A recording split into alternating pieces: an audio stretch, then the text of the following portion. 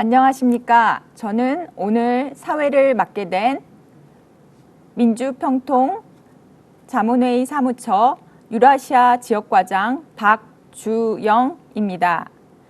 오늘 강연회는 대한민국 공공외교 현황 및 추진 방향이라는 주제로 외교부 장재복 공공외교 대사님을 모시고 진행하겠습니다. 강연 순서는 개회사, 강연, 그리고 10에서 20분간 질의응답 순서로 진행하겠습니다. 질의응답은 강연이 시작하고 나면 유튜브 채팅방을 통해서 시청자들께서 자유롭게 질문하시면 정리하여 강연자께 전달해 드리겠습니다. 질의하시는 분들께서는 이름과 소속 협의회를 말씀해 주시면 감사드리겠습니다. 먼저 박종범 유럽, 중동, 아프리카 지역회의 부의장님께서 개회사를 하시겠습니다. 개회사는 영상으로 대체하겠습니다. 존경하는 민주평통 해외자문위원 여러분, 해외동포 여러분, 안녕하십니까? 오늘 민주평통 유럽, 중동, 아프리카 지역회의에서 민주평통 사무처와 남유럽협의회의 적극적인 후원하에 외교부 장재복 공공외교 대사님을 모시고 대한민국의 공공외교 현황과 추진 방향에 대한 초청 강연회를 개최하게 된 것을 진심으로 기쁘게 생각합니다.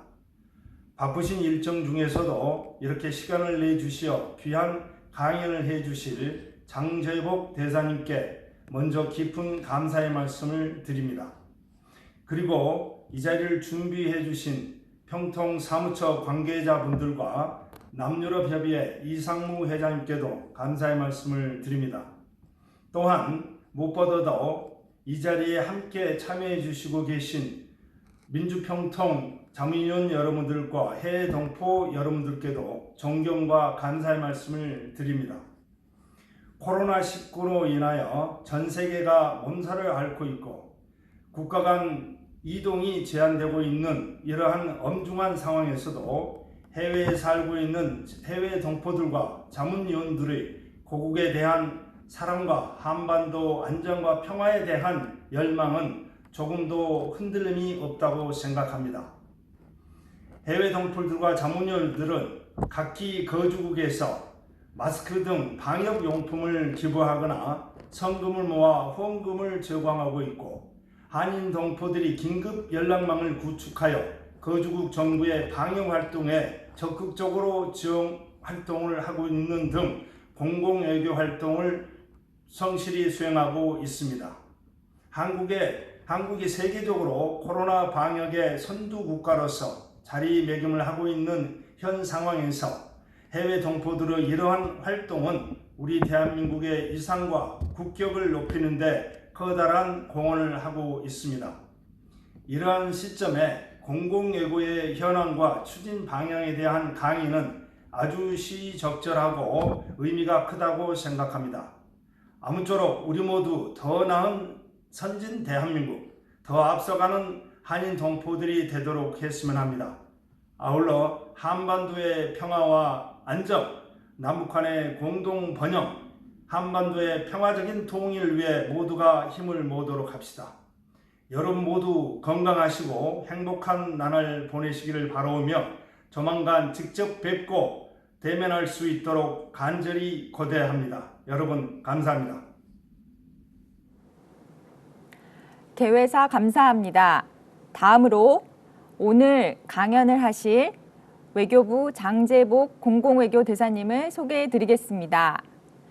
대사님은 서울대 불문과를 졸업하시고 외교부 주 밀라노 총영사, 의전장 등을 역임하셨습니다. 현재는 외교부 공공외교 대사로 재임하고 계십니다. 그럼 지금부터 장재복 공공외교 대사님의 강연을 시작하겠습니다. 존경하는 민주평통 자문회의 해외자문위원 여러분, 반갑습니다. 특히 박종범 부의장님, 그리고 제게 직접 연락을 주셔서 이 소통의 자리를 준비하신 남유럽 협의회 이상무 회장님 감사드립니다. 그리고 또 이 현장에 5분의 자문위원님들 함께 하셨는데요. 이 코로나 상황으로 인해서 살고 계신 곳으로 들어가지 못하시고 여기 같이 참여하셨는데 이렇게 만나 뵙게 돼서 반갑습니다. 오늘 이 민주평통자문회의 유럽, 중동, 아프리카 지역협의회 해외 자문위원님들과 공공외교를 중심으로 이야기를 나눌 수 있게 돼서 매우 기쁘게 생각합니다. 오늘 이 시간이 더욱 특별하다고 느끼게 되는 점이 한 2가지 있는데요. 첫 번째로는 민주평통 해외 자문위원님들께서 분단의 벽을 허물고 평화의 다리를 놓기 위해서 각자 살고 계시는 나라에서 하시는 그런 활동이 바로 공공외교라는 점입니다. 그다음에 2번째로는 제가 외교부 들어와서 5개 나라에서 해외 공간 근무를 했는데요. 첫 번째 미국 이후에는 가나, 스위스, 프랑스, 이탈리아 이렇게 여러분들의 지역에 속한 국가에서 근무를 했습니다. 그래서 더욱 특별한 인연으로 생각됩니다. 이 코로나 바이러스가 전 세계적으로 유행한 지도 벌써 6개월이 지나간 것 같습니다. 그간에 정말 많은 변화가 있었습니다. 코로나 창궐 이전에 세운 계획대로라면 올해 하반기에는 저도 남부 유럽 국가를 중심으로 해서 순회 공공외교 활동을 직접 그 대표단을 이끌고 제가 이제 활동을 하려고 이렇게 생각하고 이제 계획을 짰었는데 아쉽게도 직접 방문은 하지 못할 것 같습니다. 다만 오늘처럼 이렇게 온라인 방식의 이제 소통이 대세가 되고 이렇게 여러분들과 만날 수 있게 돼서 정말 뜻깊은 것 같습니다. 오늘 강연 제목은 저희가 공유하고 싶은 공공외교, 대한민국 공공외교 현황과 추진 방향으로 잡아보았습니다. 여러분들께서 막상 공공외교라는 단어를 떠올려 보시면 조금 추상적으로 느껴질 수도 있습니다. 그래서 공공외교가 뭔가요? 라는 물음에 확실한 답을 떠올리는 것이 좀 어려운 분들도 있을 거라고 생각됩니다. 그래서 오늘 강연에서는 공공외교에 대한 핵심을 좀 가급적 쉽게 풀어서 설명해 보도록 노력하겠습니다. 먼저 공공외교의 개념과 역사적 배경에 이어서 다른 나라들의 사례를 좀 간략히 좀 살펴보고 나서 우리 대한민국의 공공외교에 대해서 말씀드리고자 합니다. 그리고 뒷부분에 와서는 최근 공공외교의 새로운 흐름과 함께 만들어 나가는 공공외교에 대해서 이야기를 좀 하고 오늘 강연을 마무리하도록 하겠습니다. 사회자께서 말씀하신 대로 강연은 한 40분 정도, 질의응답 시간은 15분 정도 잡혀 있는 것으로 압니다. 제가 좀 강연 전문가가 아니다 보니까 시간 매니지먼트를 잘 할 수 있을지는 좀 모르겠지만 잘 노력을 해보도록 하겠습니다. 가급적 여러분들과의 소통의 시간을 충분히 가질 수 있도록 하면 좋겠습니다. 그럼 공유하고 싶은 공공외교, 공공외교, 궁금외교 이렇게 했는데 먼저 이렇게 공공외교에 대해서 궁금해하시는 분들이 좀 있을 것 같아서 이런 이름을 한번 붙여본 것 같습니다. 그래서 공공외교의 개념에 대해서 한번 살펴보도록 하겠습니다. 여러분들이 외교하면 어떤 모습이 가장 먼저 떠오르나요? 이제 화면에 보시면은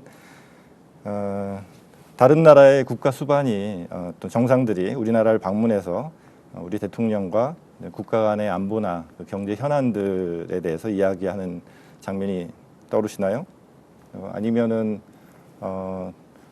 또 옆에 다른 사진에 보면 또 우리 대통령께서 또 해외 순방에 나서는 그런 장면들이 또 떠오르기도 합니다. 다음에 보시면 이제 한일 외교장관회담, 한미, 한중 외교장관회담 등 이제 사진이 올라와 있는데요. 이런 국가 간의 중대한 외교 이슈를 두고서 열띠게 또 설전을 벌이거나 좀 진중하게 대화하는 모습도 떠오를 수 있을 것 같습니다. 또는 다자 외교 무대로 한번 옮겨가 보겠습니다. 유엔이나 유네스코 그리고 아세안, 에이펙, G20 같이 다양한 목적으로 구성된 다자간 국제기구나 협의체의 일원으로서 활동하는 장면이 떠오를 수도 있을 것입니다. 여기까지 보면 외교라고 하면 떠오르는 아주 전형적인 그런 활동이었습니다. 다음에 보시는 것들은 슬로건들인데요. 외교 활동과 관련이 있는 건가 하는 좀 그런 생각이 들기도 합니다. 다이나믹 코리아, I saw you, Amazing Thailand. 많이 들어본 좀 익숙한 슬로건들이기도 합니다. 이렇게 이제 국가나 도시들이 자체 좀 홍보 활동 같은 그런 생각이 드는 것들이라고 할 수 있는데요.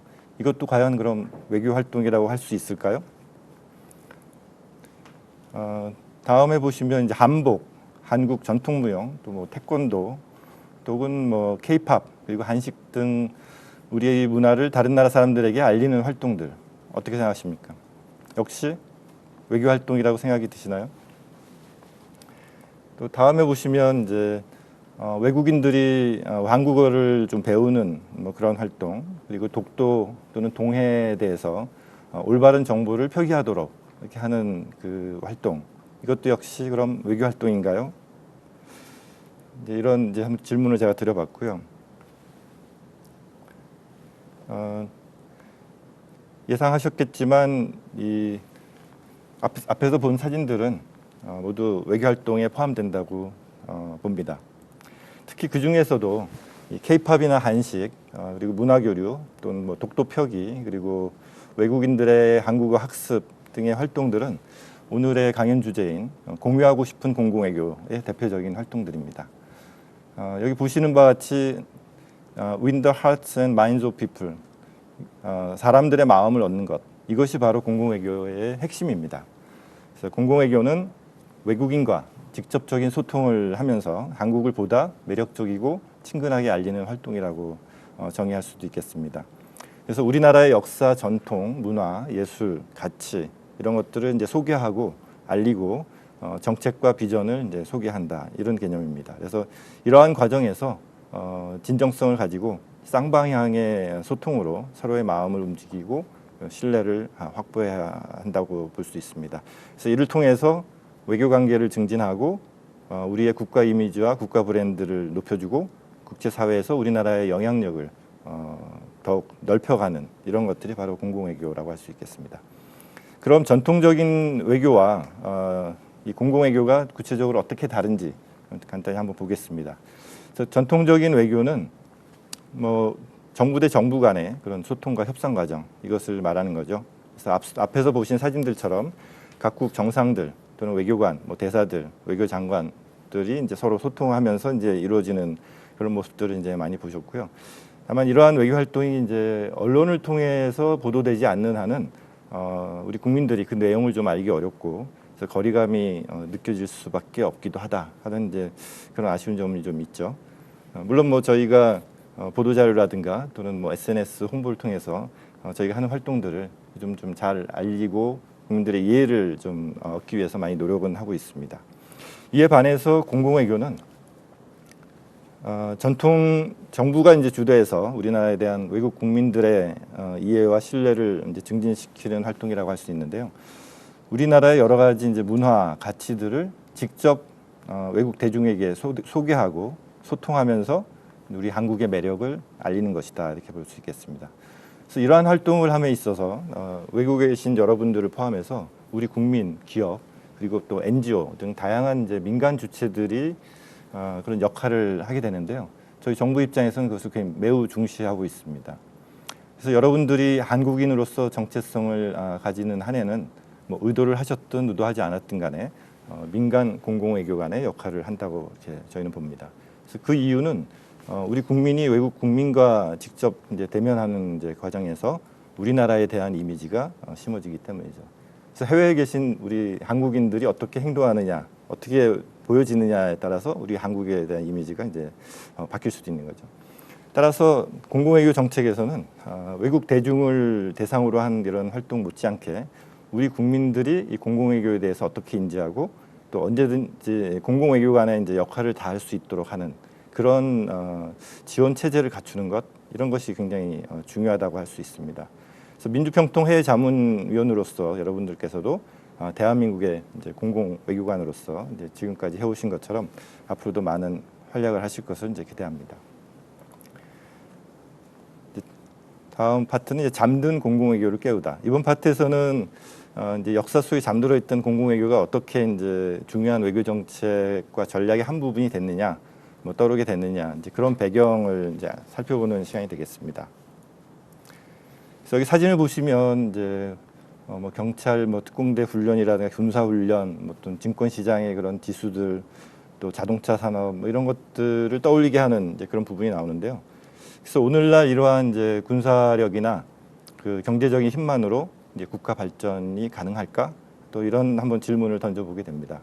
그래서 과거에는 부국강병이라는 말이 있죠. 그래서 다른 나라와의 그런 뭐 경쟁에서 이제 국가의 세력 유지와 생존을 위해서는 더 강한 군대, 그리고 더 많은 경제적 자산을 보유하는 것이 이제 우선시되었는데요.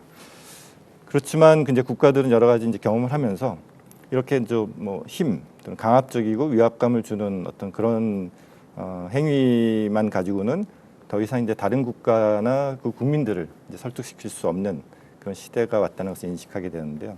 그 배경을 좀 짧게 한번 말씀드려보겠습니다.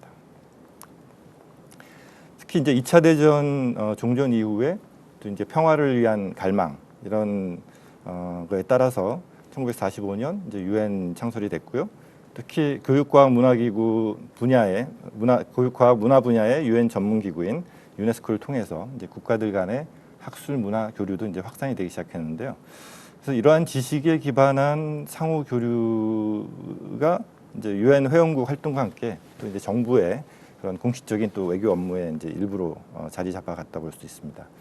그리고 또 2차 대전 이후에 이제 패전 국가들 경우에는 전범 국가라는 이제 이미지를 또 벗어나기 위해서 또 국제사회의 하나의 일원으로서 이제 복귀하면서 국가의 이미지를 다시 한번 좀 정립할, 또 다시 뭐 향상시킨다 할까요? 그럴 필요성 느끼는데 그게 이제 독일이나 이제 일본 같은 그런 예라고 볼 수 있겠습니다. 세 번째는 이제 냉전 시기의 그 미소 간의 이 프로파간다 경쟁을 들 수가 있는데요. 그 뭐 동서진영간이라고 할 수도 있겠죠. 특히 미국과 소련은 이런 그 서로의 프로파간다 활동에 맞서서 각자 이제 자기 체제의 이제 우월성을 이제 선전하는 그런 활동을 했는데요. 그래서 공공외교의 그 수단으로서 이때부터 이제 미디어의 그런 역할이 미디어가 아주 활발히 사용되기 시작한 것으로 볼 수 있습니다. 마지막에 이제 여론의 중요성인데요. 이것은 국내외 여론의 중요성이 특히 이제 그 베트남 전쟁에 대한 미국 내 이제 반전 여론 형성이라든가 이런 것들이 많은 영향을 주게 되었는데요.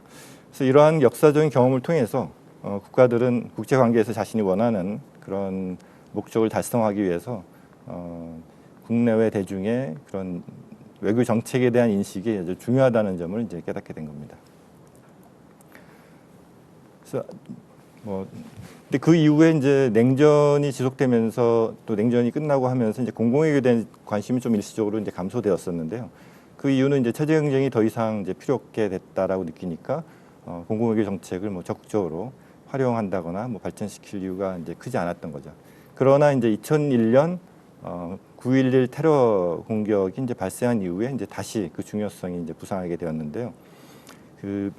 특히 미국의 심장부에 대한 이 테러 공격이 미국으로 봤을 때는 자기들이 가진 그 하드 파워에 대한 이제 도전장이었고 또 지구상의 유일한 이제 강대국 이제 미국으로서 그런 좀 한계가 이제 좀 드러났다고 볼 수 있죠. 그래서 미국은 자신이 추구하는 어떤 세계적인 전략이 이 하드 파워에만 의존한다 그러면은 이 원하는 그 전략이라든가 목적을 달성하기 어려울 거다 하는 이제 위기 의식을 느끼게 된 겁니다. 또한 미국이 특히 미국 예를 들어서 이제 자기 정책을 추진하는 데 있어서 다른 나라 국민들이 지지를 얻지 못한다면 이게 이제 곧 미국에 대해서 이제 반감이나 나쁜 이미지를 가진 사람들이 생겨나고 그래서 이제 9.11 테러 같은 그런 국가 안보에 큰 위협이 되는 이제 그런 요소가 될 수 있다 이런 이제 판단을 하게 된 거죠. 그래서 이에 따라서 미국을 중심으로 또 그 소프트 파워의 중요성에 대한 논의가 이제 활발해지기 시작했고 다른 나라들도 또 같이 이제 이런 그 중요성을 인식하면서 이제 공공외교가 이제 중요한 외교 정책으로 다시금 재조명되기 시작한 것입니다. 그리고 그 뭐 90년대 말부터 이제 시작된 거지만은 이제 이런 인터넷 보급 대중화 이런 그 정보화의 이제 가속화하고 또 냉전 종식 이후에 이런 그 민주주의 확산 뭐 이러한 것들이 또 공공외교를 더욱 더 중요시하고 이 공공외교를 이제 많은 나라들이 중요한 그 전략의 하나로서 설정을 하고 적극 추진하게 된 것으로 볼 수 있습니다. 최근에는 이러한 그 하드 파워와 이제 소프트 파워라는 개념으로 해서 이런 이제 국가의 국가의 힘의 유형을 이제 설명하고 있는데요. 정무 외교와 이제 경제 외교, 뭐 군사까지 포함해서 정무 외교와 이제 경제 통상 이런 외교가 이제 국가의 하드 파워를 이제 관리하는 일이다 하면은 이 공공 외교는 이제 소프트 파워를 관리하는 그런 일에 해당된다 이렇게 말씀드릴 수 있겠습니다.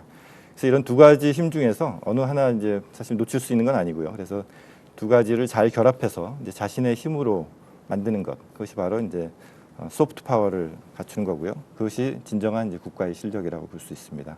그래서 이러한 국가의 실력은 이제 옆에 나오지만 이제 국가 브랜드 또는 국가 마케팅, 이미지, 신뢰도, 경쟁력 이러한 다양한 개념으로 이제 이해되고 있습니다. 그래서 다음에 보시면 이제 이런 그 소프트 파워를 좀 가늠해 볼 수 있는 그런 지수인데요. 소프트 파워 지수입니다. 그래서 더 소프트 파워 30. 그래서 영국의 컨설팅 회사 포틀랜드 커뮤니케이션이 미국의 그 USC 공공외교 센터와 공동으로 해서 이제 매년 발표하는 지수인데요.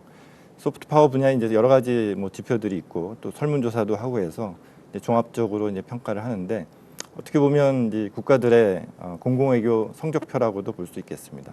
특히 작년 2019년에는 지난 11월 서울 동대문 디자인 플라자에서 열린 그 공공외교 주간 행사에서 처음 세계 최초로 이 결과를 발표하기도 했는데요. 아시아 국가로는 일본, 싱가포르 그리고 우리 한국이 이제 이 30위 안에 들어 있습니다. 그래서 우리나라가 그 전에 21위, 22위 하다가 이제 19위를 기록했는데 조금씩 좀 향상된 것 같고요.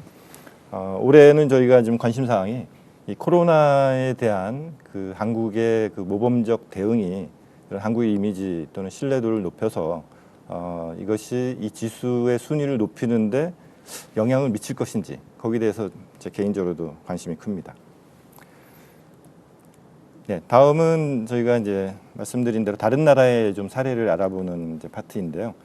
방금 이제 세계 공공외교 성적표인 그 소프트 파워 순위에서 상위권에 올라있던 국가들 중심으로 해서 그 비결이 무엇인지 한번 현황을 한번 좀 살펴보도록 하겠습니다. 영국은 This is Great Britain. 그래서 Great라는 거를 이제 강조를 해서 영국의 국가 브랜드 로고를 만들었네요. 여기 지금 현장에 영국에서 오신 자문위원님이 세 분 계신데요. 잘 알고 계실 거라 생각되고 그 영국의 정식 명칭이 이제 그레이트 브리튼이니까 이제 거기서 영감을 받아서 이렇게 이제 만들었고 그 오른쪽 상단 이제 그림에서 보시면은 기업이라든가 스포츠, 창의성, 기술, 음식 모든 분야에 그레이트를 붙여가지고 굉장히 재치 있는 발상인 것 같습니다. 그래서 그런 호평을 받았던 국가 브랜드 그런 광고라고 볼 수 있겠습니다. 그래서 영국 문화를 또 이렇게 전파하는 이제 기관으로 이제 브리티시 카운슬 있고요. 그리고 또 우리 손흥민 선수가 또 스타로서 잘 많은 활약을 하고 있는 이 프리미어 리그 그 축구도 영국이 또 영국을 세계에 알리는 그런 또 강력한 공공외교 자산이 아닌가 생각 들고요. 그다음에 퀸이라든가 비틀즈 그런 또 음악으로 있죠. 그리고 BBC가 이제 방송국으로서 또 영국에 관한 뭐 여러 가지 문화들을 이제 전 세계에 알리는 이제 그런 활동들을 하고 있습니다. 다음은 이제 지난 2019년 소프트 파워에서 이제 1위를 당당히 차지한 문화 강국 프랑스죠. 프랑스 하면 뭐 저희가 이름만 들어도 뭐 에펠탑, 루브르 뭐 등등 대표적인 관광지도 많이 떠오르고요. 또 맛있는 음식이라든가 뭐 낭만적인 분위기가 많이 연상이 되실 것 같습니다. 그래서 프랑스 정부는 사실 오래전부터 프랑스 문화를 홍보하고 이제 프랑스어를 교육하는 그런 공공외교 활동을 지속해 왔는데요. 물론 뭐 이것이 공공외교다라고 이름 붙이지 않았지만은 그런 오래전부터 해온 활동이 바로 이런 공공외교의 범주에 들어간 활동들을 해온 겁니다. 그래서 대표적인 공공외교 또 수행 기관으로서 저희 해외에서 또는 우리나라에서도 볼 수 있는 이런 그 알리앙스 프랑세즈 그리고 또 앵스티튜 프랑세 그래서 이제 세계 각국에서 쉽게 만나볼 수 있게 됩니다. 알리앙스 프랑세즈는 이제 불어를 이제 전파하는 또 그런 역할을 하고 인스티튜트 프랑스는 이제 문화원으로서 이제 그런 역할을 하고 있습니다. 그런데 최근에 이제 프랑스는 이제 문화 강국의 이미지에 더해서 또 이런 그 과학 기술과 또 혁신적인 이미지 이런 것을 또 갖기 위해서 좀 노력하고 있는데요. 그래서 핵물리학이나 뭐 우주공학 분야 등 이런 데서도 높은 기술 수준을 이제 보유하고 있는데 이런 것들이 뭐 너무 이제 문화에 가려서 잘 드러나지 않는다라는 이제 아마 그런 문제 의식을 가지고 이제 이런 크리에이티브 프랑스라는 그런 슬로건을 이제 국가 브랜드로 채택하고 이를 활용한 또 이제 캠페인을 진행하고 있습니다. 다음은 독일입니다. 독일은 오래전부터 이제 공공외교 활동을 통해서 이 전범 국가의 이미지를 탈피하고 그럼으로써 이제 관대하고 다양성을 존중하면서 또 포용적이고 지적인 국가 이런 이미지를 이제 추구해 왔는데요. 상당히 성공한 것 같습니다. 그래서 현재 세계에서 호감 가는 나라로 이제 손꼽히기도 하는데요. 그래서 이제 일본하고는 좀 달리 또 과거에 대한 그런 진실된 반성 그리고 이제 객관적인 성찰이 항상 이제 함께했기 때문에 이제 그게 가능한 게 아닌가 그런 생각이 들고요. 독일의 이제 대표적인 문화 공공외교 기관은 여러분도 많이 들어보셨겠지만 괴테 인스티튜트라고 있죠. 그래서 해외에 이제 독일어를 보급하고 또 문화 교류를 하는 그런 활동들을 하고 있습니다. 또 이제 독일 하면 또 이제 뭐 기술이라든가 어떤 테크놀로지 그리고 또 자동차 이런 같은 산업이 발달한 이미지를 또 쉽게 떠올릴 수 있는데요. 어떻게 보면 이제 다소 또 뭐 차갑고 재미없는 이미지를 갖고 있기도 하는데요. 이에 따라서 이제 독일은 이 랜드 오브 아이디어스라는 이제 슬로건을 선보이면서 또 좀 창의적이고 친근하면서 또 그런 유머러스한 국가 이미지로 이제 좀 바꾸려고 하는 시도도 하고 있는 것 같습니다. 다음은 미국입니다. 팍스 아메리카나. 미국은 조금 단순히 이야기하자면 공공외교의 성과가 가장 뭐 좋은 나라이면서 동시에 또 가장 나쁜 나라가 아닌가 또 뭐 그런 생각도 듭니다. 그래서 전 세계 수많은 사람들이 그 아메리칸 드림을 이제 꿈꾸고 또 미국으로 많은 이제 이민도 가고 이제 그랬었는데 또 그와는 반대로 또 소위 반미 그래서 안티 아메리카 그룹이 또 자생적으로 생겨나서 또 세계 곳곳에서 이제 반미 시위가 벌어지고 또 테러 공격의 대상이 되기도 하는 그런 나라인 거죠. 그럼에도 불구하고 미국의 공공외교 활동은 좀 저희가 또 참고할 점이 많은 것 같습니다. 그래서 지금 사진에 보시면 이제 오바마 대통령이 베트남 방문했을 때 정상회담 마치고 나서 이 하노이 서민들이 방문한 식당에 방문했다 해서 쌀국수를 먹는 뭐 그런 장면인데요. 이게 이제 베트남 국민들의 그 마음을 얻는 이제 뭐 그런 공공외교의 하나가 아닐까 생각합니다. 그래서 뭐 쌀국수 외교다 뭐 이런 이야기도 이제 농담삼아 하기도 하는데요. 이렇게 소박하면서도 인간적인 미국 대통령의 모습이 이 당시 베트남 사람들의 마음을 뭐 움직였고 또 이 미국과 베트남 관계를 조금 더 유연하게 또 더 친근감 있게 하는 그런데 이제 많은 그 역할을 했다, 도움이 되었다 뭐 그런 평가를 하고 있습니다. 네. 그리고 또 오바마 행정부의 마지막 그 주한 대사였던 마크 리퍼트가 이제 자신의 그 반려견을 통해서 그 SNS 통해 가지고 친근한 모습 보여주고 또 한국에서 굉장히 인기가 있었습니다. 작년 11월에 그 공공외교 주간 행사를 할 때 저도 리퍼트 대사를 만났는데 리퍼트 대사가 뭐 대사는 그만뒀지만은 또 한국에 대한 사랑이 굉장히 큰 거로 알려져 있잖아요. 그래서 야구도 좋아하고 프로야구 뭐 두산 베어스의 팬이라고 하는데 이때 오셔가지고 반려견 공공외교라는 주제로 강연을 하셨어요. 그래서 참 재미있게 재미있는 주제였던 것 같고요.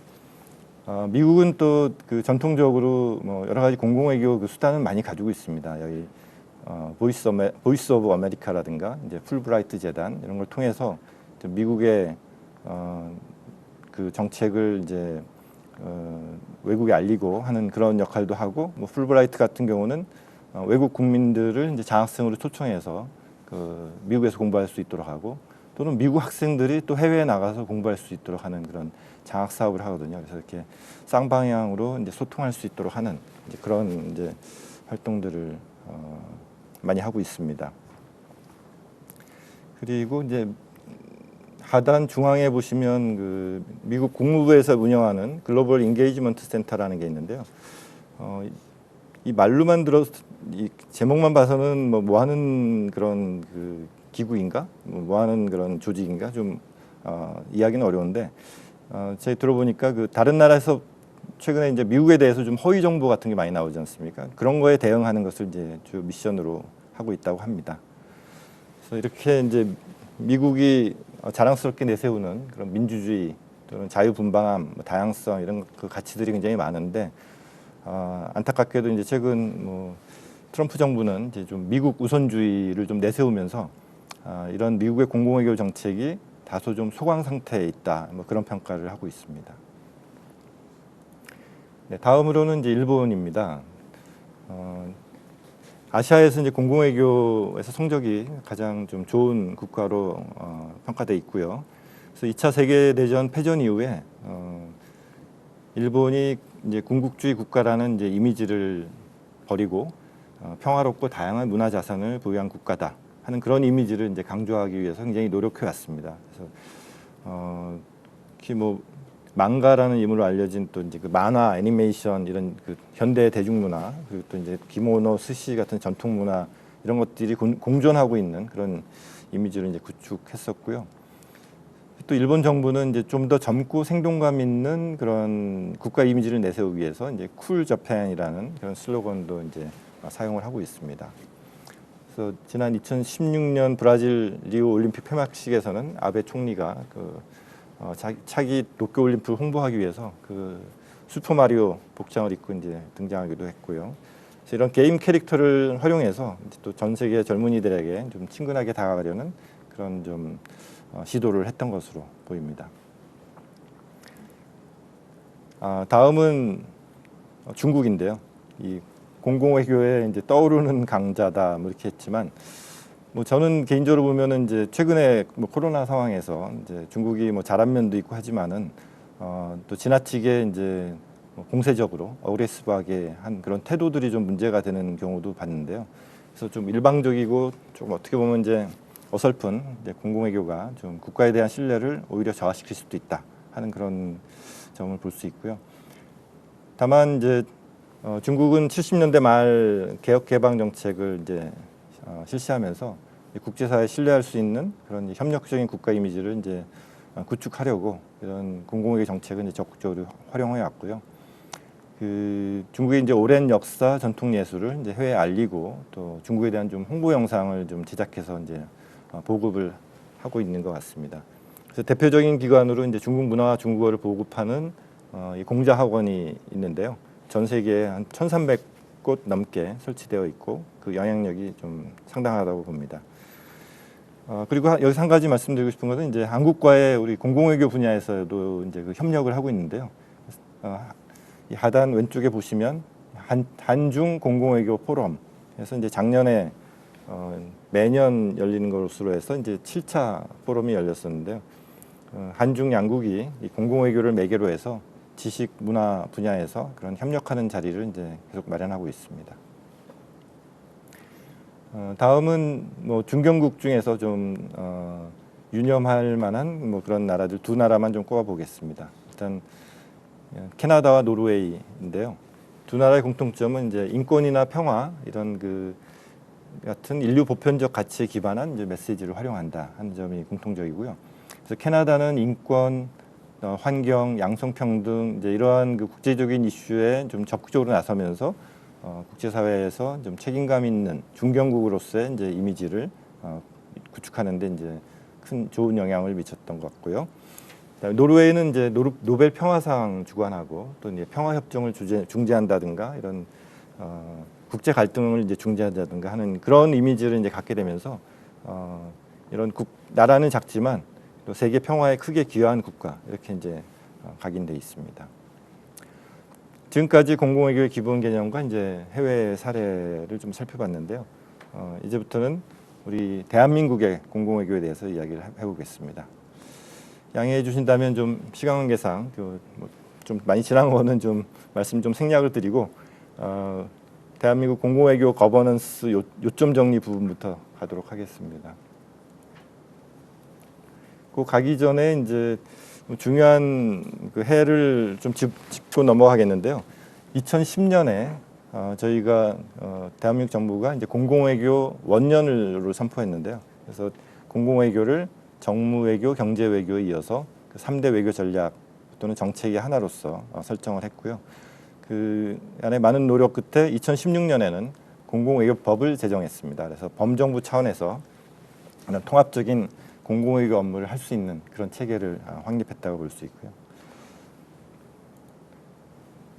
다음으로 이제 우리나라의 공공외교 활동이 그럼 어떻게 계획되고 이제 실행되는지 한번 좀 살펴보겠습니다. 그래서 우리나라 방금 말씀도 드렸지만은 우리 정부는 정무외교, 경제외교와 함께 그 공공외교를 3대 외교 정책 또는 뭐 전략으로 이렇게 좀 상정하고 있고요.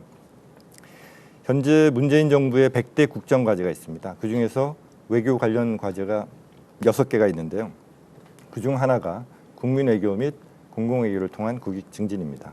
그래서 이렇게 이제 공공외교 활동은 이렇게 이제 시행 근거에서 보시듯이 관련 법에 근거해서 체계적으로 이제 계획되고 이제 수행이 되고 있습니다.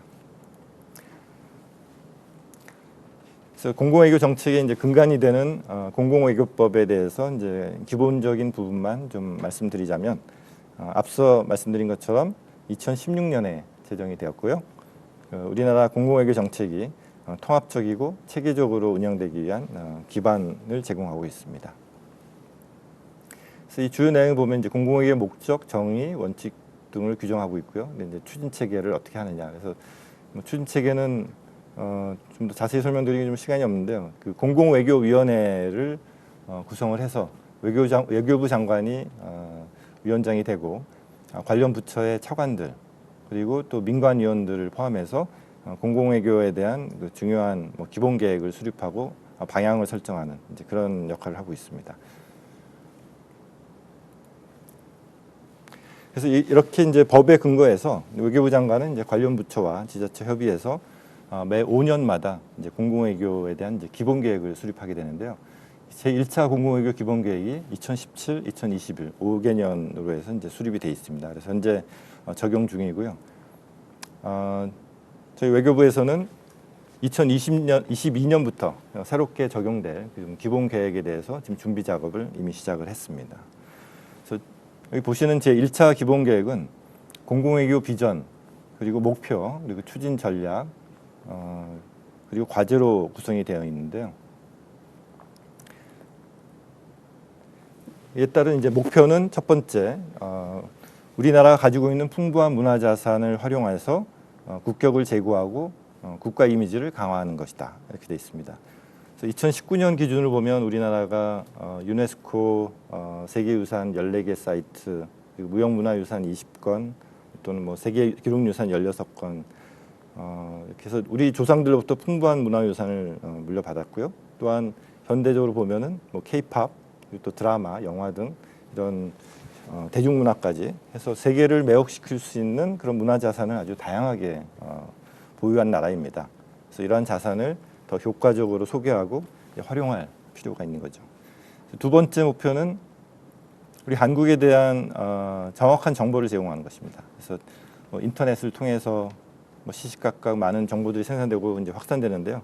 이러한 시기에 우리 한국에 대해서 정확한 정보를 제공하고 또 우리 상대방의 또 인식을 바꾸는 그런 활동이 이제 중요하고 하게 되었습니다. 그 세 번째 목표는 우리 정부의 정책에 대한 지지를 이제 확보하는 것인데요. 그래서 우리 정부가 이제 한반도 평화 프로세스 등 이런 대외 정책을 추진하는 데 있어서 국제사회가 지지하지 않는다면 이것이 우리의 목표를 달성할 수 없는 거 아니겠습니까? 그래서 그런 부분이고요. 그래서 마지막으로 이제 네 번째 목표는 공공외교 주체 역량을 강화하고 이제 협력 체제를 이제 정착시키는 것인데요. 여기 이제 공공외교 주체에는 뭐 정부 부처들도 있지만 외교부를 중심으로 한 이제 정부 부처들도 있지만은 지방자치단체도 있고 또는 민간단체 또 한 개인들도 있고 또 여러분 같이 이제 그 민주평통 해외 자문위원 여러분도 있을 수가 있습니다. 그래서 뭐 가장 중요한 것은 이제 우리 국민들의 역량이 이제 강화돼서 각자 하시는 활동들 중에서 이게 그것들이 이제 효과적으로 이제 공공외교로서 이게 표출이 될 수 있도록 하는 그런 체제를 갖추는 것이 중요하다고 생각합니다. 그래서 다음은 이제 추진 전략인데요. 추진 전략도 지금 말씀드린 그 3대 콘텐츠, 문화, 지식, 정책 분야별로 이제 구체적인 뭐 좀 계획이 세워져 있습니다. 뭐 자세한 내용은 이제 사례와 함께 뒷부분에서 말씀드리고요. 우선 추가적으로 또 두 가지 전략이 있는데요.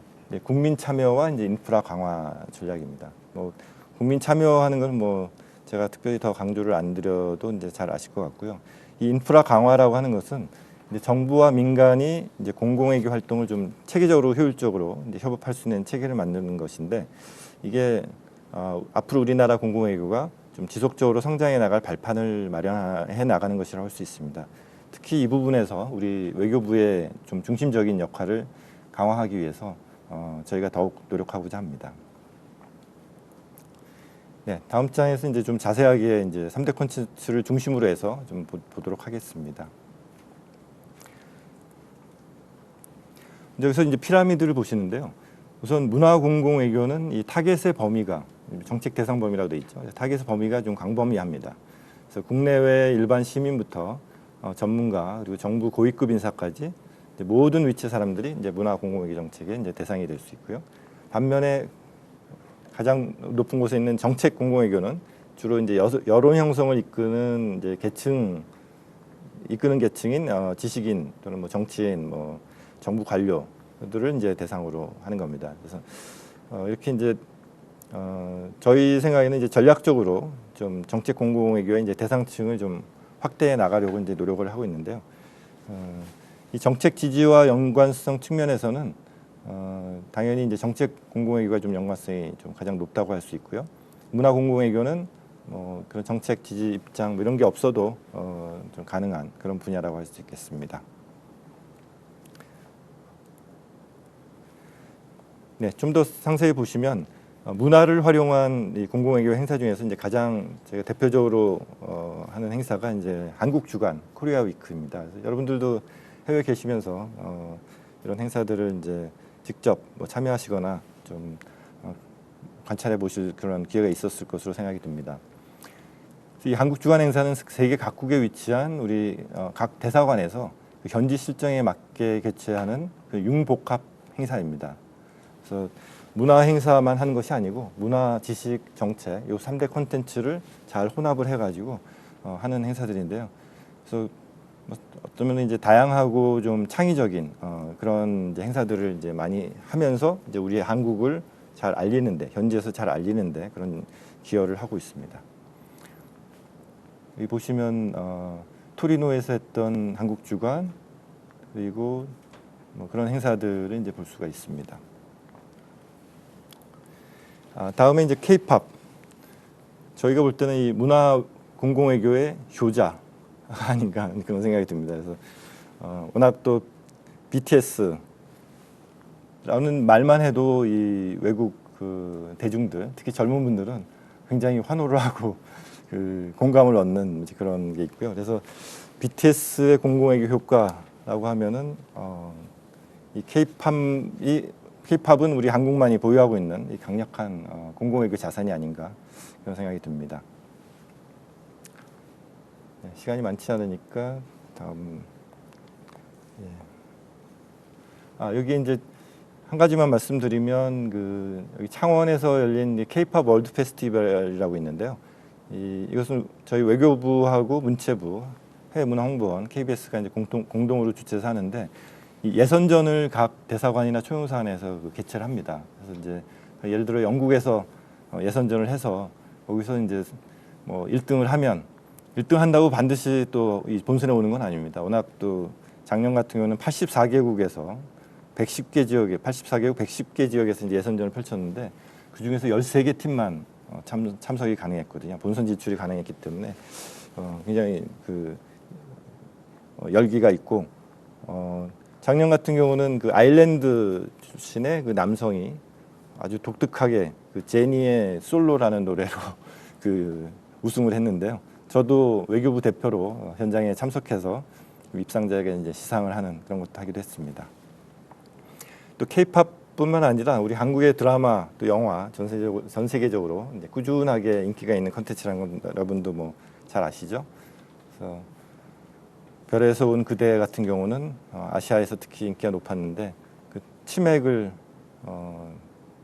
열풍을 일으킬 정도로 굉장히 영향력이 대단했었죠.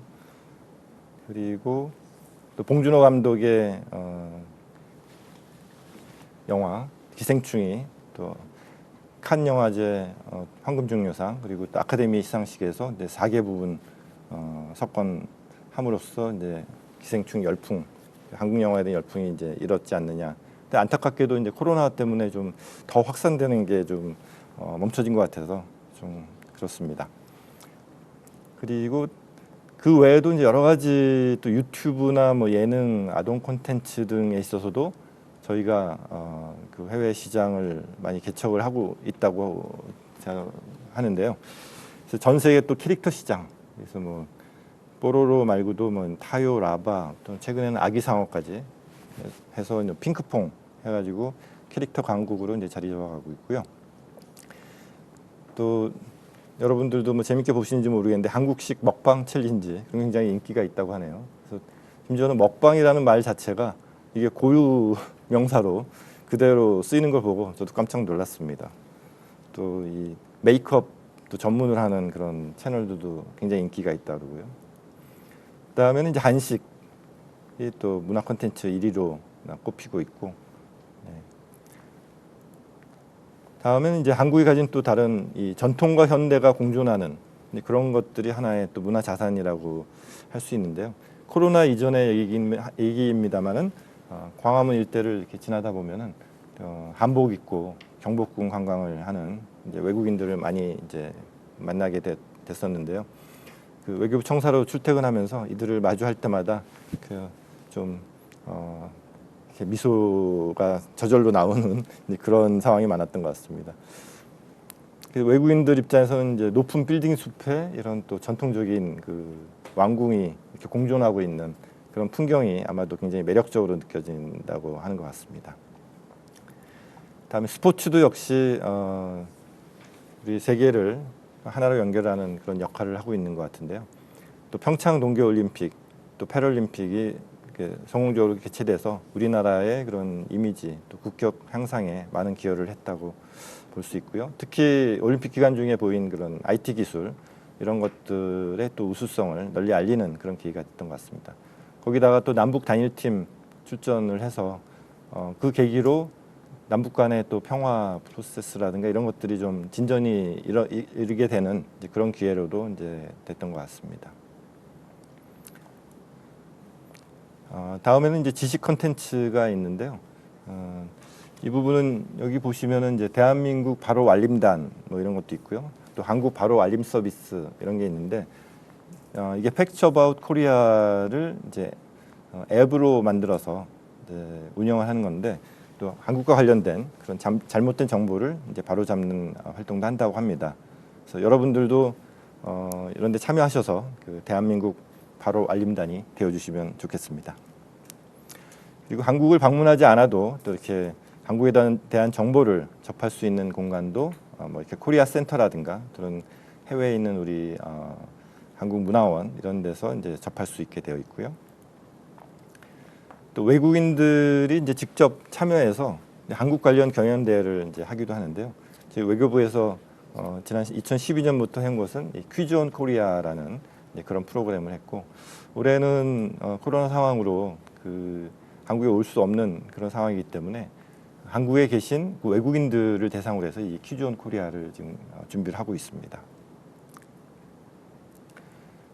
그 이외에도 이제 한국에 체류하는 외국인을 대상으로 해서 이제 문화 교육을 제공하거나 또는 학생 교류를 지원하는 것도 이제 공공외교 활동의 한 부분이라고 할 수 있습니다. 그 한국어 보급 확대를 위해서는 이제 여러분들의 이제 외국인 친구가 한국어 배우고 싶다 그러면 어디를 추천하시나요? 세종학당 잘 아시죠? 네. 세종학당이 지금 현재는 한 60개국에서 한 180여 개 이제 세종학당이 운영되고 있는데요. 또 이제 세종학당 직접 방문하기 어려운 경우에는 온라인 학습 콘텐츠를 제공하는 이제 그런 누리 세종학당도 있습니다. 그 외에도 이제 저희 정부에서는 특히 이제 교육부에서는 해외 초중고 학교에 한국어를 정식 교과목으로 채택하도록 지원하는 그런 사업도 하고 있고요. 그다음에 이제 한국학 지능 지원 부분인데요. 한국에 관한 이제 다양한 연구를 하는 거를 이제 저희가 한국학이라고 하는데 지금 한국학 강좌를 운영하고 있는 해외 대학 개수가 한 100개국 1,400여 개 대학이라고 합니다. 생각한 것보다 훨씬 많이 운영되고 있죠. 그래서 우리 정부는 이제 이런 해외 대학이 한국어나 또는 한국학 강좌를 개설하거나 또는 이런 학과나 학위 과정을 설립하는 데 있어서 좀 지원을 해주고 있습니다. 그리고 또 대학에 한국학 전문가를 또 파견하는 것을 또 지원하기도 합니다. 네, 다음으로는 마지막 그 세 번째 전략 콘텐츠인 이제 정책 공공외교입니다. 그래서 우리가 주요 국가에 대해서는 이제 기본적으로 우리의 외교 목표와 양국 관계 그리고 상대국 여론 등을 고려해서 이제 국가별로 좀 맞춤형으로 저희가 정책 공공외교를 이제 추진한다고 할 수는 있는데요. 특히 이제 미국, 중국, 일본, 러시아 이런 주요 주변의 이제 강국들에 대한 이제 정책 공공외교 전략을 좀 추진하고 있습니다. 특히 중요한 것은 이 한반도 평화 통일 비전에 대한 이제 국제사회의 지지를 확보하는 것인데요. 보시면은 여러 가지 이제 국제 포럼 등에서 강경화 장관이 참여하셔서 이제 한반도 정세와 이제 북핵 이슈에 대해서 이제 토론하는 그런 활동들이 있고요. 그 외에도 이제 국제적인 포럼이나 강연회 그리고 세미나에 참여해서 우리 한국의 정책을 설명하고 이제 참석자들을 설득하는 그런 일들이 이제 정책 공공외교의 대표적인 활동입니다. 그리고 더 넘어서서 우리가 대중들을 대상으로 해서도 다양한 그 문화 활동과 접목해서 우리 정책과 비전을 좀 알리는, 공유하는 이제 그런 이제 공공외교 활동을 하고 있습니다. 여기 사진에 나와 있는 것 중에 하나는 이제 2019년 10월에 개최된 베를린 빛축제에 참가한 우리 주독 한국 대사관 건물 전경인데요. 이때 베를린 장벽 붕괴 30주년을 맞이해서 특별히 같은 분단의 역사를 공유한 나라이자 현재 유일한 우리 또 분단 국가의 한국의 평화를 염원하는 의미에서 문재인 대통령과 이제 김정은 국무위원의 판문점 악수 사진을 대사관 외벽에 전시를 했었습니다. 그래서 많은 그 사람들이 이것을 보고 SNS에 이제 공유할 정도로 좀 감동적이었다고 들었습니다.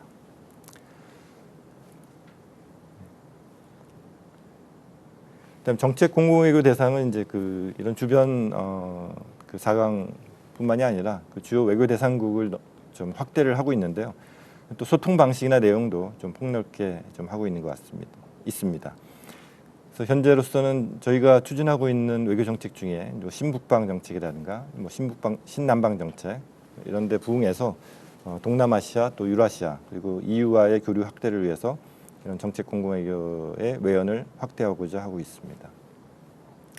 그리고 또 외교부에서는 이제 이 소셜 미디어를 통해서 이제 정책 공공외교 콘텐츠를 배포하는 일도 하고 있는데요. 그래서 그 예로서 여기 인포그래픽 같은 것을 만들어서 뭐 배포하고 또 이 활용도를 더 높이기 위해서 좀 다양한 언어로 된 번역본도 계속 제작해서 이제 배포를 하고 있습니다. 그 외에는 또 국내 외국인 대상으로 정책 공공외교 활동도 이제 강화를 하고 있는데요. 올해는 특히 여기 그림에는 없지만 언박싱 코리아라는 그 너도 나도 한국 알기, 우리말로는 이제 너도 나도 한국 알기 프로젝트인데 그것을 언박싱 코리아라는 이름을 붙여가지고 한국에 좀 그 잘 안 알려진 그런 좀 숨은 모습들을 이제 소개를 하는 그런 노력을 좀 시작을 하고 있습니다. 네, 지금까지 우리나라 이제 공공외교의 3대 콘텐츠 중심으로 해서 한국의 공공외교 전략을 이제 살펴봤습니다. 그래서 공공외교 주체로서 바로 이제 해외에서 대한민국의 민간 공공외교관으로 이제 활동하고 계시는 이제 여러분들도 이제 큰 역할을 이제 할 수 있다고 생각합니다. 그래서 공공외교 활동에 있어서 이제 이런 그 다양하게 이제 참여하는 그런 프로그램들이 있는데요. 물론 현재는 이제 국내 위주로 되어 있어서 좀 자세한 설명은 이제 생략하도록 하겠습니다. 그리고 다음에는 이제 좀 IT 기술이 이제 발달하고 그러니까 이제 사람들이 소통하는 방식도 이제 좀 많이 바뀌고 있는데요. 특히 이제 코로나 시대에 아주 이런 언택트 또는 지금은 온택트라는 말도 쓰고 있는데요. 이런 방식을 통해서 새로운 그런 방식의 공공외교를 저희가 전개를 하고 있습니다. 그래서 이런 사람들의 마음을 얻기 위한 공공외교 활동도 그에 맞춰서 이제 다양한 방식의 이제 소통을 이제 고민하고 또 시도해보고 있는데요. 좀 짤막하게 좀 소개를 해보겠습니다. 그래서 먼저 이제 민간 차원의 그런 또 자발적인 또 혹은 의도하지 않았는데 뭐 결과적으로는 공공외교 효과를 가져온 활동들이 있는데요. 많이 알려진 그 사이버 외교 사절단인 그 반크 좀 자세한 설명은 생략하고요. 그 외에도 이제 유튜브 크리에이터로 뭐 방망예 할머니 이런 분도 있고 또 망치라고 있죠. 네. 그리고 또 이제 아까 잠깐 얘기 나왔던 그 아기상어 뭐 이런 영상을 통해서 그 수많은 평범한 사람들이 그 SNS를 통해서 이제 한국을 직접적으로 혹은 간접적으로 이렇게 알게 되는데 큰 기여를 하고 있다고 평가하고 있습니다. 그래서 의도적이었던 그렇지 않았던 좀 그 자발적인 공공외교 활동이라고 할 수 있겠습니다. 저희 외교부도 이러한 추세에 발맞춰서 대한민국 공공외교 SNS 계정을 뭐 오래전에 개선을 했지만은 더욱 활성화하려고 지금 노력을 하고 있고요. 그래서 국내외 대중들과 직접 적극 소통하고자 이제 노력하고 있습니다. 그래서 페이스북, 인스타그램, 유튜브, 트위터 이렇게 4가지 SNS 채널이 있고요. 그리고 또 홈페이지도 지금 정비를 하고 있습니다. 특히 SNS 채널 같은 경우에는 최근에 저희가 새로운 이름도 공모를 해가지고 코리아젯 또는 코리아지라고 하는 이름을 새로 공모를 해서 이제 결정을 했는데요. 준비가 되면 그 이름도 새로 바꾸고 해서 더욱 적극적으로 해나갈 예정입니다. 그래서 여러분들께서 외교부의 공공외교 활동 궁금해하시면 이 코리아 퍼블릭 디플로머시 검색하셔가지고 좋아요, 팔로우 그리고 이제 구독해 주시기 바랍니다. 네. 그래서 그렇게 검색해서 들어오시면 이런 그 저희 활동들을 이제 보시게 될 수 있을 것 같습니다. 그래서 좀 자세한 말씀은 좀 시간 관계상 좀 생략을 하고요. 마지막으로 이 민주평통회의 자문위원님도 참여하셨던 이 함께 만드는 공공외교 제휴공간과 민주평통 협업 사례를 몇 가지 소개하도록 하겠습니다.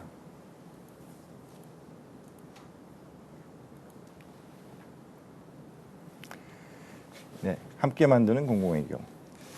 첫째는 제독 한인 입양인 행사 및 평화통일 공감 강연회였고요. 그래서 여기서는 한국문화 체험 프로그램도 있었고, 그래서 거기서 이제 한식 조리, 한복 입어보고 또 K-팝, 태권도, K-뷰티 등 여러 가지 이제 체험하는 그런 프로그램이 있었고, 3.1운동 100주년 기념 입양인 초청 평화통일 공감 강연회. 그래서 주독 우리 대사님께서 정봉구 대사님께서 특강도 하셨고요. 두 번째는 이제 2018 청년 컨퍼런스 통일 현장 답사 그리고 통일 희망 음악회 등 이런 걸 했는데요. 이때는 평통 수석 부의장님께서 청년 컨퍼런스에서 특강도 하셨습니다. 그리고 이제 공관에서 주최하는 이제 정책 공공외교 사업에 우리 민주평통 해외 자문위원님들이 이제 참석한 그런 행사들인데요. 첫째 뭐 과테말라 우리 대사관에서 2019 한반도 평화통일 정책 세미나 했을 때 우리 민주평통 자문위원님들도 같이 참여를 하셔가지고 잘 치러졌고요. 근데 선양 초용사관에서 이제 중국 동북 삼성 차세대 통일 아카데미를 했을 때도 우리 평통 자문위원님들께서 많은 참여를 해주셨습니다. 그리고 또 이제 주요 외교 계기 등을 활용한 한국 주간 형태의 그런 융복합 사업 그런 예도 있는데요. 알마티 초용사관에서 했던 그 평화통일기원 한민족 축제 문화공연, 그래서 고려인들의 그런 문화 행사, 그리고 태권도 시범, 또 한식 부스 설치하고 또 남북 그리고 카자흐스탄의 고려인 이렇게 해서 이제 예술단 합동 공연 이런 것들을 이제 주최를 했었습니다. 그리고 최근에 이제 블라디보스톡에서 이제 한러 수교 30주년 기념해서 이제 조명희 문학비를 제막식을 갖고 또 보존 유래 설명석을 설명한 그 설명석을 설치한 그런 예가 있습니다. 예, 제가 조금 전에 말씀드렸던 그 우리 대한민국 공공외교 소셜 미디어 채널 이름 이제 공모에 대해서 이제 여기 살짝 나오는데요. 이미 마감이 돼서 저희가 이제 결정을 했고, 아까 말씀드린 대로 코리아제트로 해서 이게 한국에 대한 모든 것 A to Z 또는 뭐 코리아존 이런 의미로 했습니다. 그래서 굉장히 좋은 의미로 해서 잘 활용하면 좀 좋을 것 같다는 생각이 들고요. 그리고 마지막에 보시면은 그 외교 정책 관련해서 우리 국민들의 의견을 수렴하는 국민외교 앱이 있습니다. 저희가 아직 많이 알려져 있지 않아서 저희도 홍보를 하기 위해서 많은 애를 쓰고 있는데 최근에는 옥탑방 문제야 거기서도 이 국민외교 앱에 대해서 좀 홍보를 하는 그런 파트가 있었습니다. 여러분들께서도 많이 참여해 주시고 관심을 가져주시면 감사하겠습니다. 공유하고 싶은 공공외교, 우리 대한민국 공공외교. 그래서 오늘 준비한 강연은 여기까지입니다. 그래서 제가 원래 생각했던 것보다 조금 시간이 지났는데요. 그 질의응답 시간은 우리 사회자께서 뭐 실시간으로 해서 올라온 것들을 정리해서 저에게 말씀 주신다 그랬으니까 여러분들의 의견 그리고 또 대한민국 공공외교에 대한 조언을 기대합니다. 그리고 특히 현장에 계신 분들은 뭐 직접 질문하셔도 좋으니까요. 질문 기대하겠습니다. 감사합니다.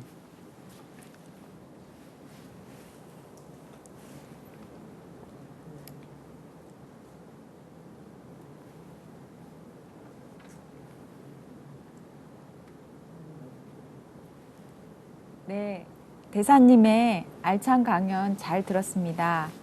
다음으로 질의응답 시간을 갖도록 하겠습니다. 먼저 채팅창을 통해서 질문이 몇 가지 들어왔는데요. 먼저 채팅창에 들어온 질문 대사님께 먼저 전달해 드리고 또 현장에서도 질의사항이 있으신 분들께서는 손을 들어주시고 소속 협의회와 성함을 말씀해 주시면 또 질의응답 세션 이어가도록 하겠습니다. 박종범 유럽, 중동, 아프리카 부의장님께서 질문하셨습니다. 코로나 시대에 국가 간의 이동이 제한되고 있는 상황인데요. 해외 동포들이야말로 소프트 파워를 높이는 최전선의 천병들이라고 생각합니다. 해외 동포들이 거주국에서 효율적으로 공공외교를 펼칠 수 있도록 전담 인력을 해외 공간에 배치하는 것에 대해서 어떻게 생각하시는지 질문하셨습니다.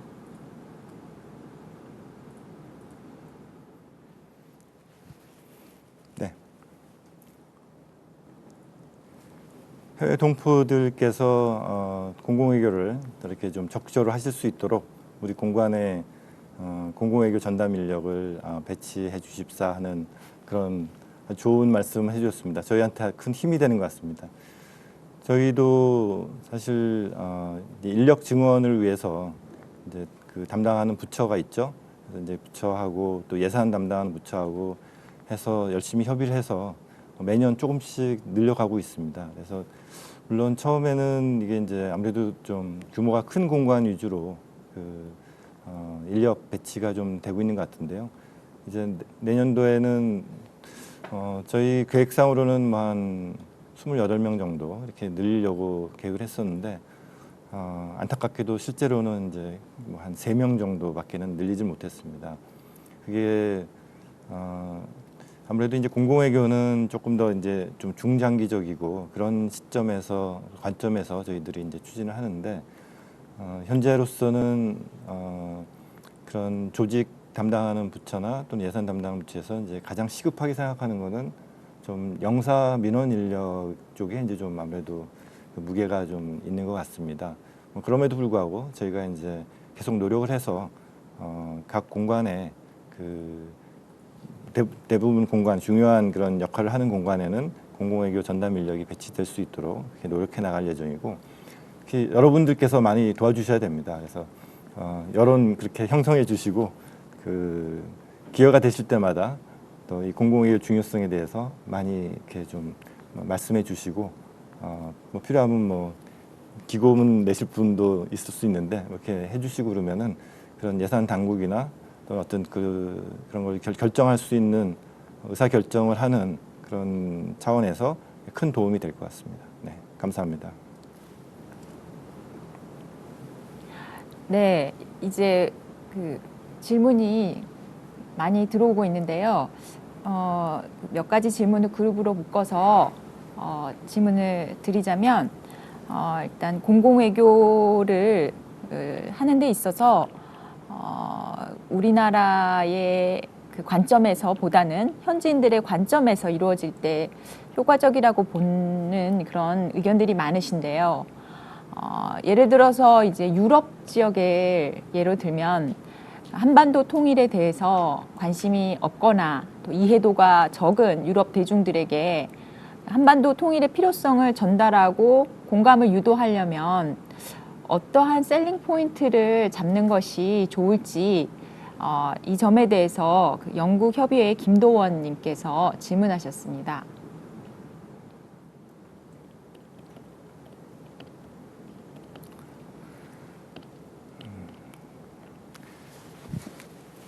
네, 질문 감사합니다. 아주 전국을 찌르는 그런 좋은 질문이라고 생각되고요. 저희도 이제 그런 현지 맞춤형의 어떤 정책 공공외교를 추진하기 위해서 굉장히 고심을 하고 있습니다. 그래서 아무래도 이제 본부 차원에서는 저희가 이제 각 공관에 이제 그런 이제 뭐 지시를 한다거나 공관에 이제 그런 협의를 해서 그쪽에서 현지 사정에 맞게 할 수 있도록 그렇게 하도록 하고 있고요. 이제 한반도 평화 프로세스라든가 저희의 통일 비전 이런 거에 대해서 이제 아무래도 유럽에 계신 분들, 유럽인들은 뭐 큰 관심이 없을 수가 있는 건 뭐 당연한 거죠. 그래서 좀 시간은 걸리겠지만, 근데 제가 보기에는 저희 민주평통 해외 자문위원님들의 역할이 굉장히 크다고 생각합니다.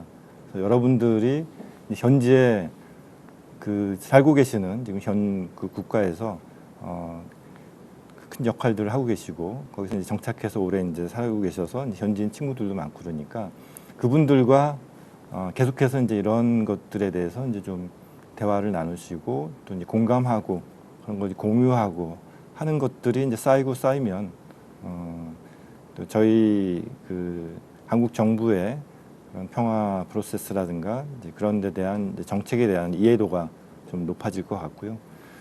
특히 저도 이제 유럽에서 이제 여러 번 이제 근무를 했었는데 과연 그러면 어떤 셀링 포인트 가지고 이제 얘기할 것이냐 그게 좀 쉽지는 않은 것 같습니다.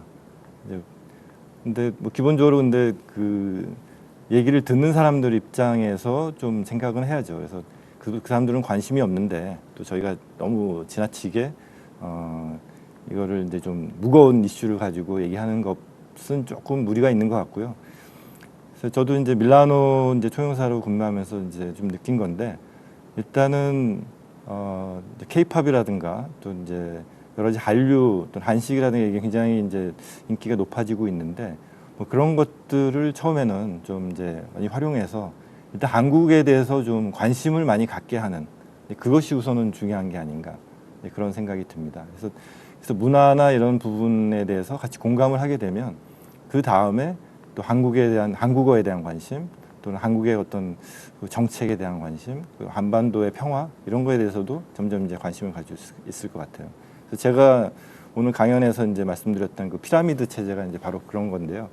그래서 문화라는 거는 이제 뭐 정책이나 이런 뭐 심각한 이슈에 관심이 없더라도 일단 그냥 끌리면 좋아하는 이제 그런 부분들이지 않습니까? 그래서 이제 문화에 대한 호감을 갖고 거기서 이제 관심을 갖고 그러다 보면은 좀 더 이제 좀 깊은 것에 대한 관심을 갖거든요. 그럼 이제 한국어 또는 한국의 역사 또 이제 좀 더 나가면 이제 그다음에 한국의 또 정책 또 이제 한반도가 왜 분단이 됐는지 왜 그러면은 이제 통일이 돼야 되는지 하는 거에 대한 이제 공감대를 형성할 수 있지 않나 싶습니다. 그래서 제가 조금 뭐 길게 말씀드렸지만은 아마 여러분들도 저랑 비슷하게 이제 생각을 하시지 않을까 뭐 굳이 이제 셀링 포인트라 그러면 이제 거기에다가 초점을 둬서 하시면 좋을 것 같습니다.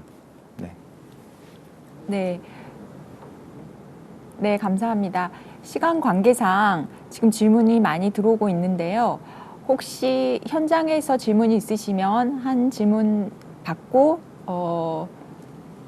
예, 하겠습니다. 소속과 협의회, 소속 협의회와 네, 마이크 저쪽으로 이동해 주십시오. 네, 대선님 먼저 강의 잘 들었고요. 저는 북유럽협의회 독일 본부의 김익재 위원이라고 합니다. 제가 앞에 이제 어떻게 홍보를 할 거냐, 어떻게 나아갈 거냐에 대한 말씀을 하셨는데 사실 그거 이외에 저는 조금 현실적인 부분에 있어서 질문을 드리고 싶었습니다. 크게 이제 단어를 두 가지를 정하자면 구심점과 예산일 텐데요. 이제 첫 번째 이제 대사님 오신다고 하셔가지고 뉴스 기사들을 찾아봤었는데 다른 가까이는 일본, 멀리는 유럽이나 미주 국가들에 비해서 현재 공공 외교 부문에 관련된 이제 예산이 많이 적다라고 뉴스 인터뷰를 하신 것을 본 적이 있습니다. 근데 이런 예산이 어느 정도 더 확충이 돼야 되고 확충이 되었을 때 임기 내에 어떤 식의 이제 방향을 구축하실 계획인지가 첫 번째고요. 두 번째가 이제 해외에서 저희는 평통은 평통, 외교부는 외교부, 그리고 한국문화원 같은 경우는 또 문체부에서 하는데 이런 여러 가지 주무부처들을 이제 해외에 있어가지고 하나로 구심점을 잡을 수 있는 그런 회의들이 일회성이 아닌 정기 회의가 있는지, 그리고 이건 조금 다른 질문입니다만은 마지막으로 이제 평통에 지금 계신 과장님도 그렇고 외교부에서 이렇게 계획 인사로 오셨다고 들었어요. 이 역시도 사실은 또 공공 외교의 일환으로 오신 건지 아니면 다른 차원의 그런 것인지 정도로 하겠습니다. 감사합니다. 네, 질문 감사드리고요. 우선 세 가지 이제 말씀을 하셨는데 다 저를 도와주기 위해서 말씀하신 거 아닌가 이런 생각은 들고, 제가 뭐 인터뷰나 이런 거에 있어서 이제 제가 있는 동안에 공공외교 예산을 이제 많이 좀 증액시킬 필요가 있다. 특히 이제 제가 예를 든 거는 이제 일본하고 이제 비교를 한 건데요.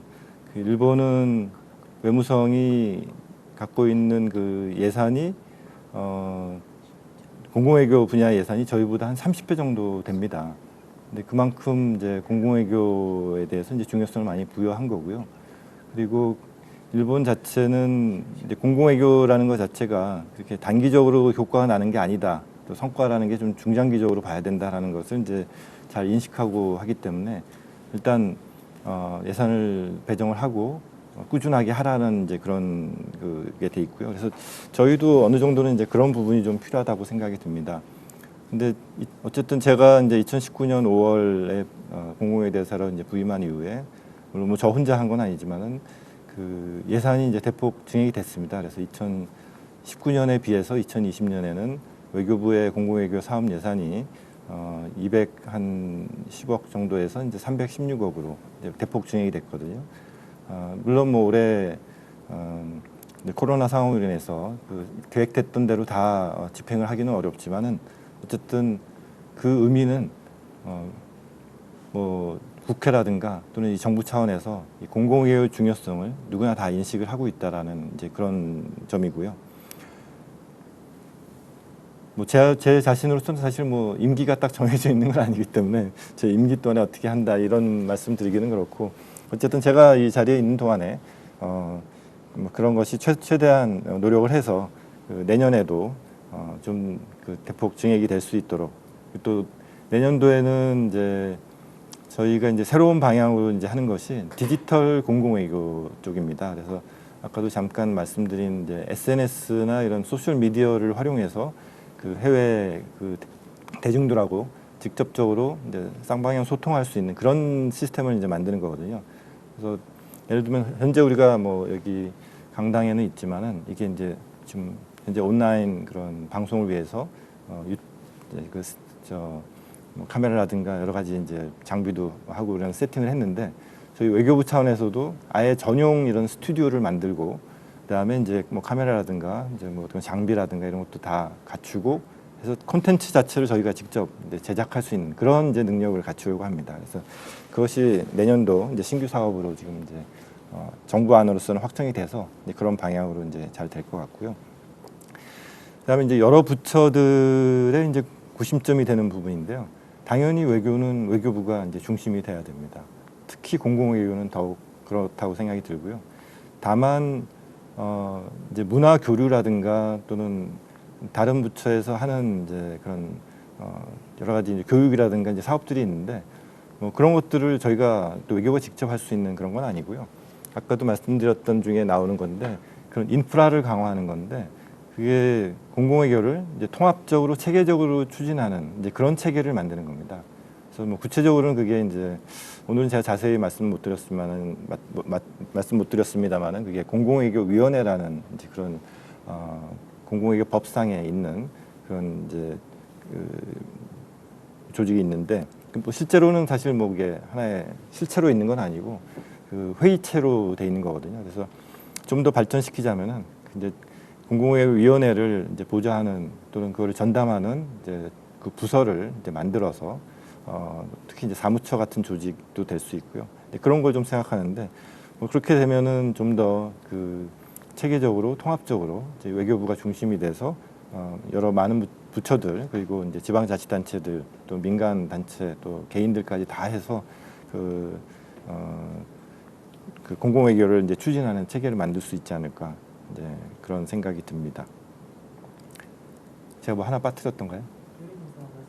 아, 그거는 네 민주평통 사무처에 이제 저희 직원 이제 파견 나와 있고 그런데 그 부분은 뭐 솔직히 말씀드리면 저희가 뭐 직접 개입을 한다거나 뭐 이제 관여를 해서 한 그런 인사는 아니고요.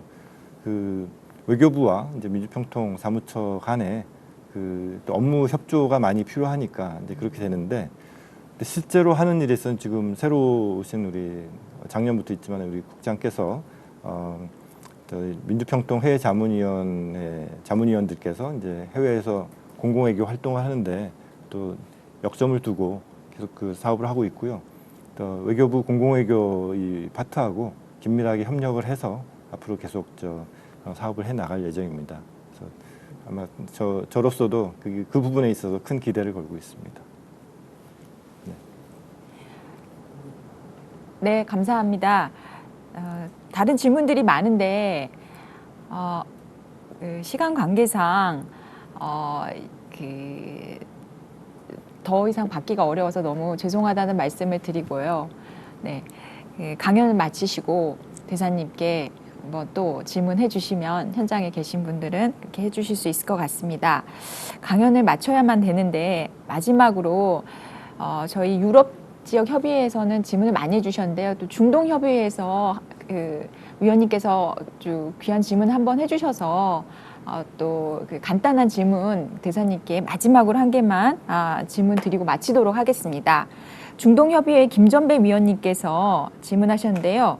지금 코로나로 그 아프리카 지역들이 여러 가지 어려운 상황에 처해 있는데 이 그 아프리카 지역의 그 방역과 관련한 온정을 베푸는 기회를 펼친다면 이것도 공공외교의 일환이 아닐까라는 생각을 하시고 이것을 재외동포들과 함께 소통해서 외교부에서 하는 방안을 혹시 고려하고 계신지 이런 질문을 하셨습니다.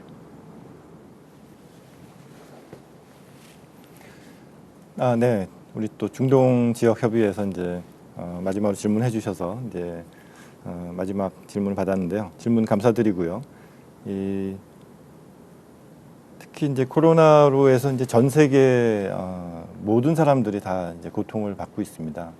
그렇지만 이게 또 이것이 이제 코로나 상황이 빈부 격차에 따라서 또 다르게 적용되는 또 뭐 그런 얘기들 많이 하고 있죠. 그래서 그런 차원에서 이제 말씀하신 것 같은데 아프리카 지역 같은 경우는 뭐 검사나 이런 거 하는 것도 더 어려울 수 있고 실제로 이제 확진이 돼도 치료하는 게 좀 어려울 수 있는 이제 그런 상황이라고 생각합니다. 저희 뭐 외교부에서는 당연히 이제 그 국제협력단 저희 코이카를 통해서 이제 필요한 곳에는 이제 방역 관련해서 이제 그 지원을 한다든가 이런 사업을 하고 있고요.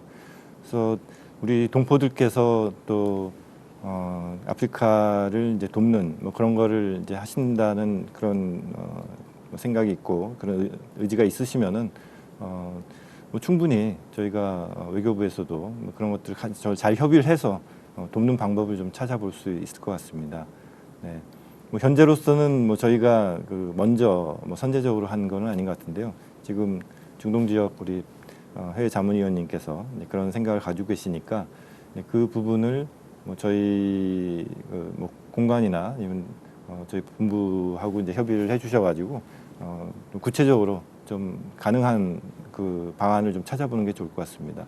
항상 아이디어는 뭐 좋다 하더라도 실제로 이게 실행되는 데 있어서는 좀 여러 가지 또 난관들이 있을 수 있는 것 같습니다. 그래서 제가 여기서 이제 확실하게 뭐 된다 안 된다라고 이제 말씀드리기는 좀 어렵겠지만 한번 또 그런 좋은 의도를 가지고 뭐 이렇게 한다 그러면은 이제 또 방법이 또 생길 수도 있으니까 같이 협의해 나가도록 하면 좋을 것 같습니다.